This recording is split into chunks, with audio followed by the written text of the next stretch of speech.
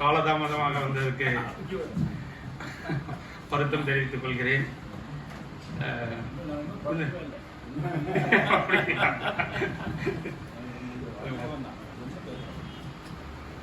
கவியரங்கம் முடிந்து கருத்தரங்கத்தினுடைய தலைமை பொறுப்பை இந்த நம்மளுடைய அமர்வு விவாதத்திற்கு தலைமை பொறுப்பை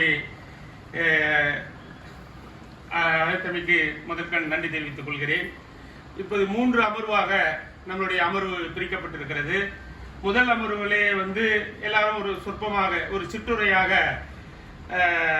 தோழர் இளவல் கந்தன் அவர்கள் இந்த டிசம்பர் 25 1968ஆம் ஆண்டு ஒரு விவசாய கூலி உயர்வுக்காக 44 உயிர்கள் கொல்லப்பட்டதை அந்த கருப்பொருளை நமக்கு ஒரு காட்சி கொடுத்துவதற்காக அந்த வரலாறு, அதாவது ஒரு துயரமான ஒரு நிகழ்வு இந்த தமிழகத்தில் ஒரு விவசாயிகள் படும் துயரத்தை அவருடைய உயர்வுக்கு கூலி உயர்வுக்காக ஏற்பட்ட உயிர் பலியை நம்மிடத்திலே சுற்றுரையாக வழங்கியிருக்கிறார்.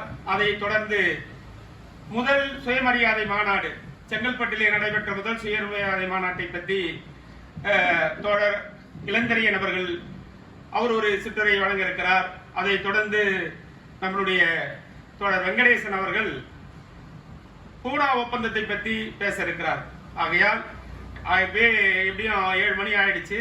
அதனால ஒரு 15 நிமிடத்திற்கு அவர் இளவல் பேசுமாறு 10 நிமிடத்திலே முடித்துக் கொள்வதாக சொல்கிறார். நேரடியாக அவரை பேசுமாறு அழைக்கிறேன்.